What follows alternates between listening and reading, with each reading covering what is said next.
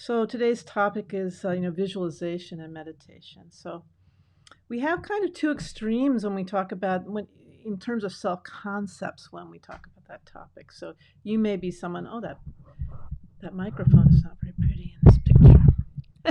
Oh well, you may be someone who's from a traditional Buddhist background and you practice Zen, say, or Vipassana, and then you hear visualization and meditation. What's that about? Can't be a Buddhist thing. Maybe you'd say that.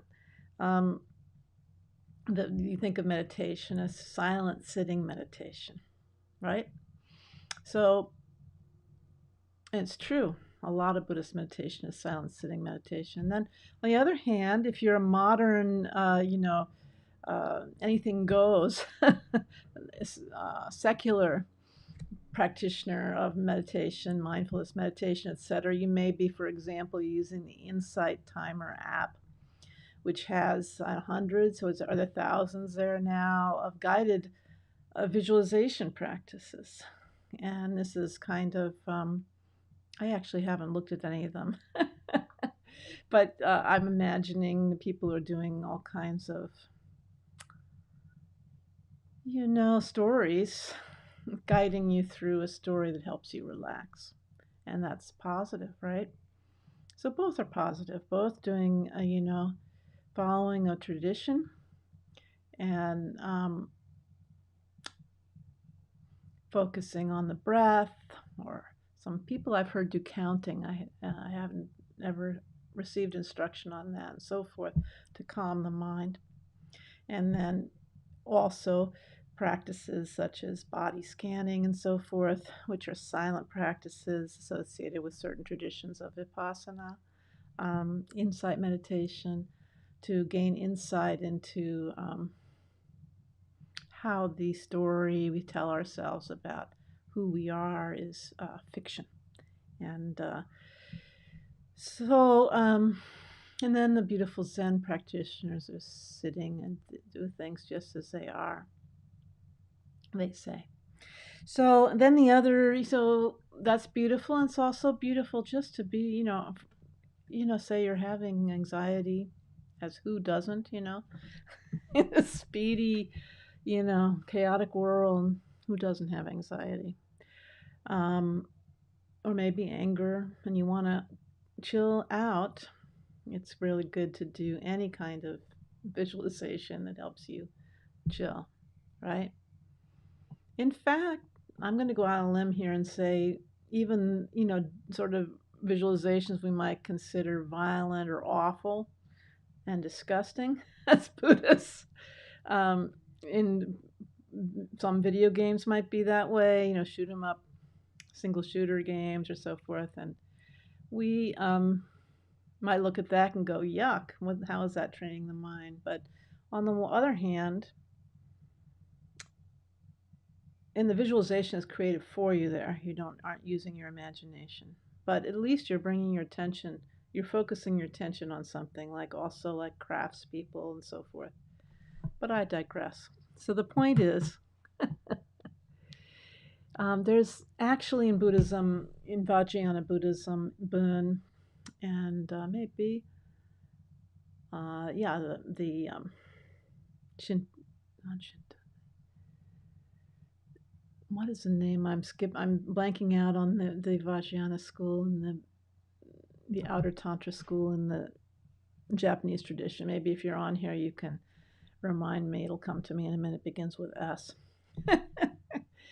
So anyway, we use visualization in a Buddhist, very traditional Buddhist way, but it has some similarities to the guided visualization of the modern secular society too. Just going to say that's not usually Tibetan lamas don't address that, but this is a very, perhaps much more popular than what we do, is this secular meditation.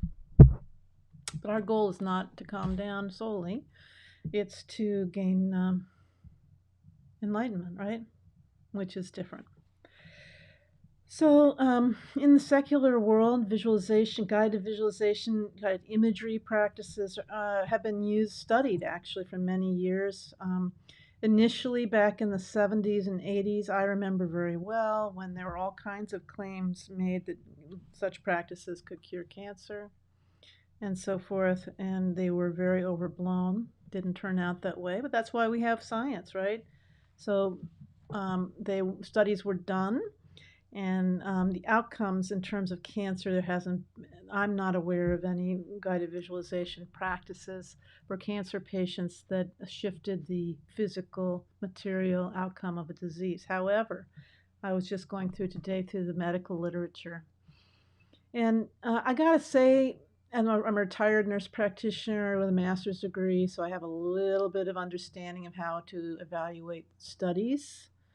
And as usual with anything cool, you hear about scientific studies. Wow, there was a study that showed blah, blah, blah.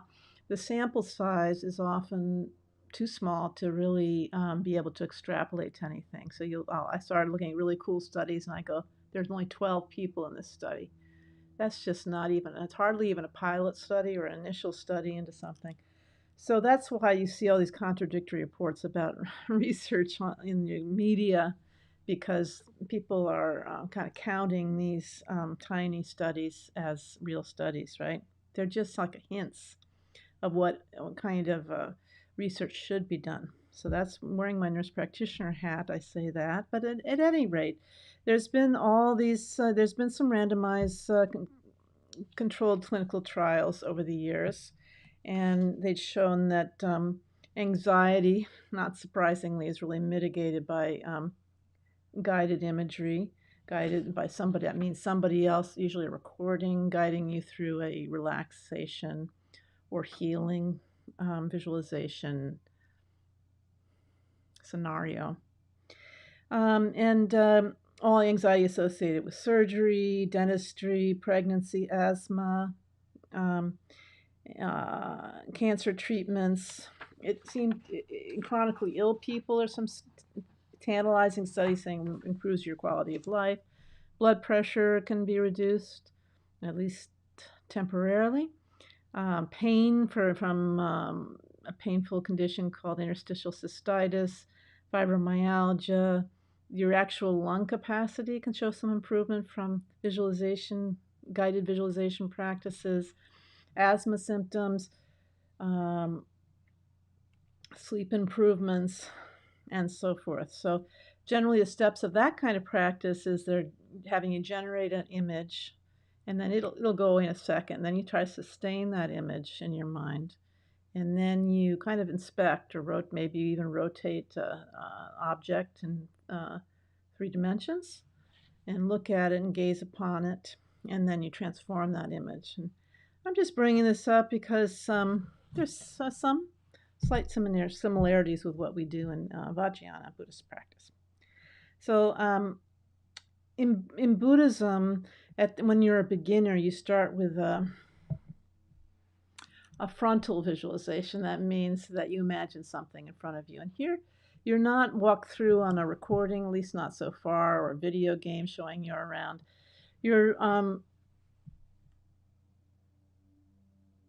There's a text. There's a practice text that guides you through the steps of a visualization, but within the framework of taking refuge in the three jewels, Buddha, Dharma, and Sangha at the beginning, generating the awakened, the enlightened intention of bodhicitta, in other words, compassion and wisdom. And then you start in after a few prescribed steps in the practice that you're reading, usually aloud, in the generation of a thing in front of you. And usually it's a representation of awakened mind in the form of a Buddha. So a frontal visualization might be Manjushri, the bodhisattva of wisdom, knowledge, or Chenrezig, Avalokiteshvara, the bodhisattva of compassion, and or Guru Padmasambhava represents a compassion aspect, a real mastery aspect of all dharmas, and so forth. They'll say in the sky in front of you, in the space in front of you. And then use kind of, or there might be phantasmagoria. It's all many of these different images of enlightenment that are painterly. They make all those that Tibetan art that you see if you have seen Tibetan art in museums or going to the Himalayas or Dharamsala and looking in art galleries. There is this visualization. Even when we take refuge, we see representations of the entire lineage that you're becoming involved in front of the sky in front of you, including, say, Buddha Vajradhara representing enlightenment, or Guru Padmasambhava, or Vajradhara.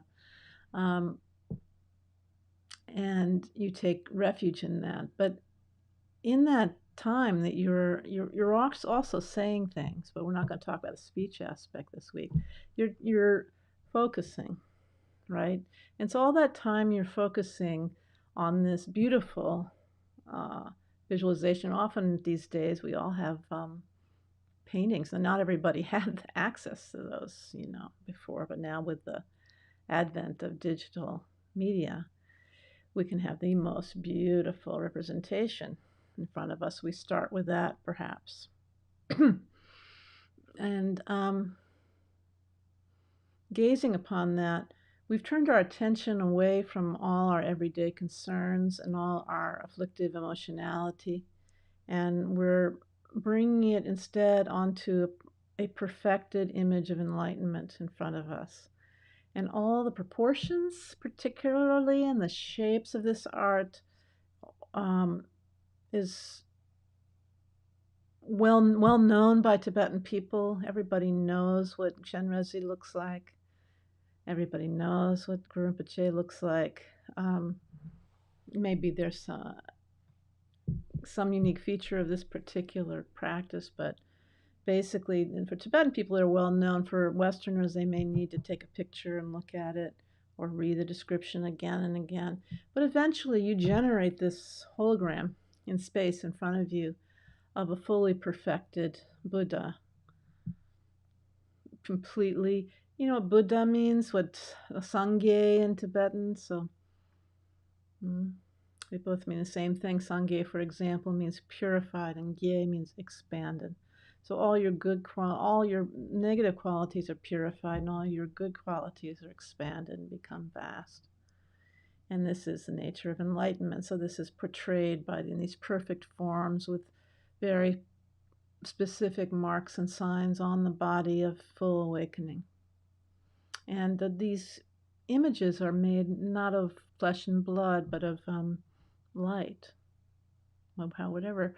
However you imagine that. They're translucent, and they may even be radiating light. So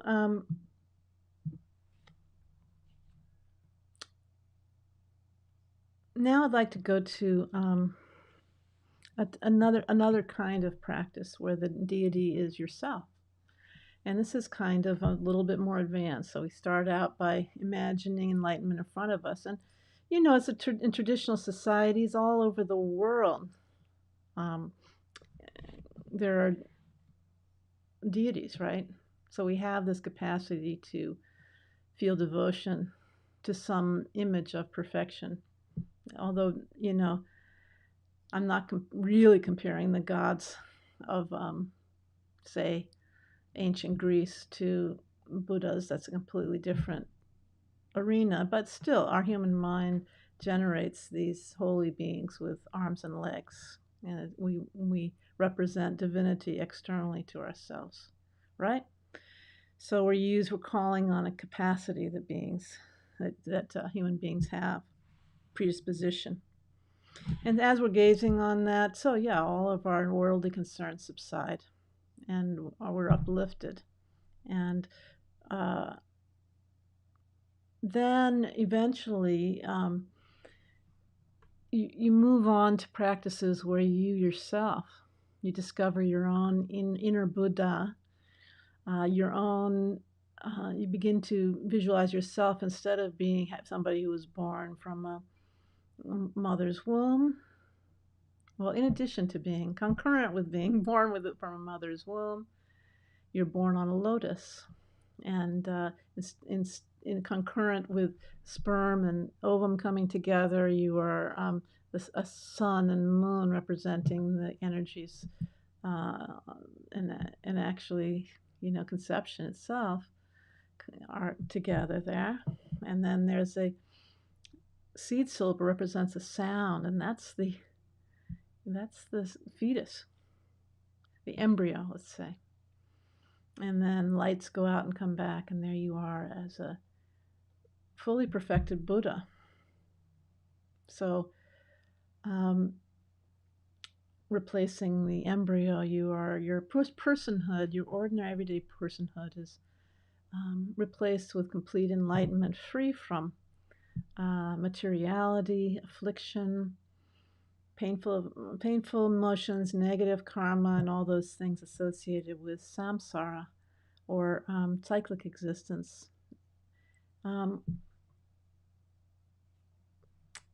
So by doing this practice, then you spend a lot of time over. It could be, if you're doing a retreat, over a few months, but it could be if you're trying to have this effect in your daily life over a few years. Going back and reflecting on your own form as this being of light.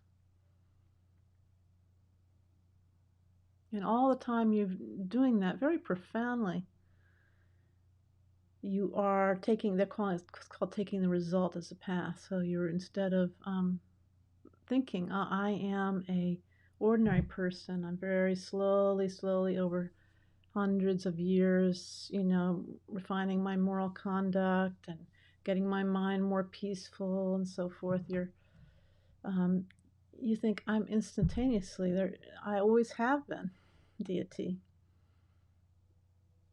I just didn't know it. It's like I said last week, another thing. It's like gold, buried gold that you didn't know you had. It's a treasure. And by doing this, by seeing your body in this way, new way, you're reducing again your own clinging, grasping to, and your own identity, your own world story of, I'm Yudron Wangmo, and I live in Oakland on such and such a street, and I have an ordinary house, and I've got problems. You're saying, wait, I'm a fully awakened Buddha, and these thoughts and emotions that pop through my mind every time I get distracted are not me. They are adventitious stains, they say. And adventitious means they come and go. So in this way, this is the way that Vajrayana people practice, just in general. So let's do a little. I keep looking at the screen. You may notice I don't see any, but it's the first time nobody's watched me, and I'm wondering whether I'm actually broadcasting. But for the sake of future people watching this video, let's do a little practice. Lately, I've been kind of looking at the art about the ancient Indian idea of a perfect world tree that sits in the center of the world and has every kind of fruit and flower, every kind of anything you could ever want is coming forth in this from this bounteous, immensely huge tree. It is completely beautiful. There isn't anything not beautiful about it. And the Tibetans have their own, image, which involves turquoise and coral and all the things that were present in Tibetan society that was precious, beautiful, etc. And I'm sure in the Vedas and the earlier times in India, they had their own. I know they had their own depiction of the wish-fulfilling tree, it's called. But let's just for a moment, as a mental exercise, just imagine your perfect, most beautiful tree that you can possibly imagine in the sky in front of you, in the space in front of you. It doesn't matter whether there's a computer screen there, just ignore it. And you can start at the base and go to the top, or you can start at the top and go to the base. Let's start at the top. What's the very top thing you see on this immensely huge tree? Is it a leaf? Is it a branch? Is it a fruit? Is it a flower? Take a look at that.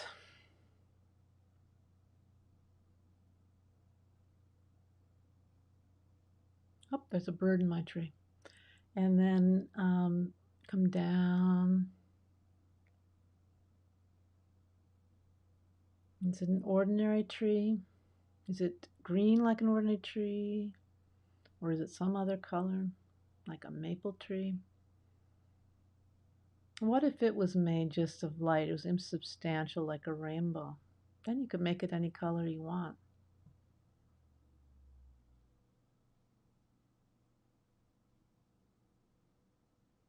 You come down, you fill out the shape of the tree. Is it triangular? Is it round? Is it square? We don't usually close our eyes in Tibetan Buddhism for various reasons, but you can close your eyes if you wish. I'm doing it right now, I find. Maybe it's lit up from inside, like those beautiful, in rich people's yards, they'll light illuminate the trunk of the tree from within, so there's a glowing effect coming out through the leaves, which are, in this case, translucent. Maybe those light beams are going all the way out into space. It's bright and beautiful.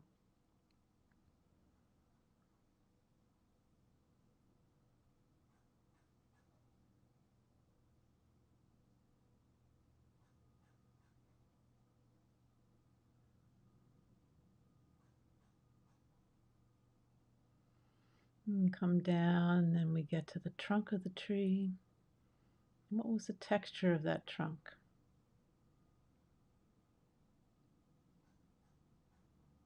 Shining. And down the trunk we look. And we come down to the very base of the tree. Are there roots going out, or does it go straight into the earth? The earth here is not ordinary earth. It's like maybe granulated jewels. It too is glowing.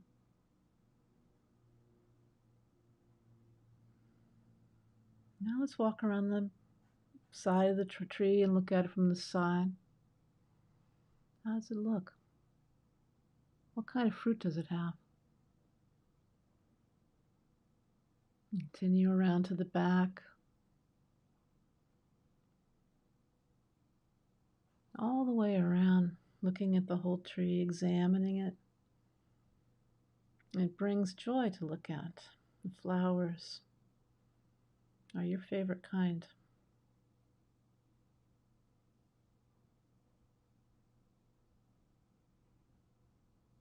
You come back around to where you started. This beautiful, shining, perfect tree.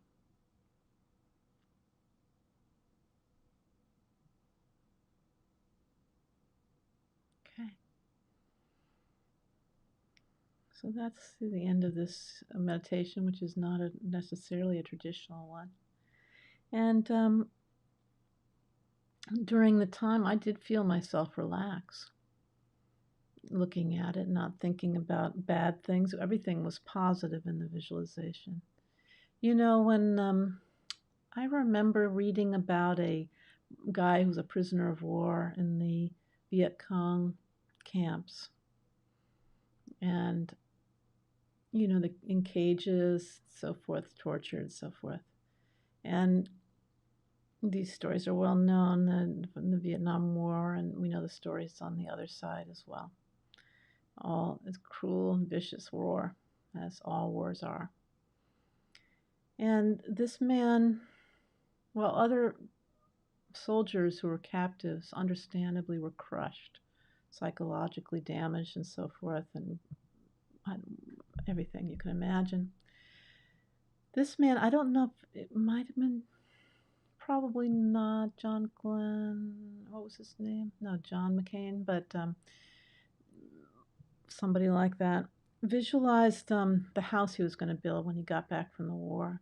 And he spent all his time building the house in his mind and moving, step by step, and taking it apart again and decide, no, I want to use this. Maybe he knew building materials and so forth. He could visualize every single piece. And by occupying his mind like this, hour after hour, every day, he survived really, as I recall this story, with very little or no PTSD. Because although they were harming his body, they weren't getting to his mind, right? So we know from that visualization is extremely powerful.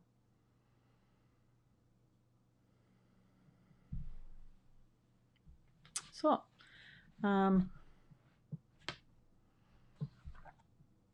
think that's enough for today. Thank you for I do see someone has shown up here. Hello to you. And have a great week, and I'll see you again next week. Just consider this in Tibetan Buddhism, visualization isn't done alone, it's joined with the recitation of texts out loud. So you're using your speech, using your mind to visualize, and your body is like doing something like moving a mala or doing a physical exercise, or very commonly for lay people in Tibet, I'm going like this. They're going around a temple or a stupa and reciting for example, the Mani mantra or the Vajraguru mantra while visualizing them, hopefully, while visualizing themselves as, say, Chenrezig, Guru Rinpoche, like that, and then moving their mala, moving their body. So their whole being is involved, 100% all in on their practice. And so in the subsequent weeks, I'll go into what the body and speech are doing. But for today, I think I'll wrap it up. Thank you for the like over there in the comments section, and I'll see you next week. Bye-bye.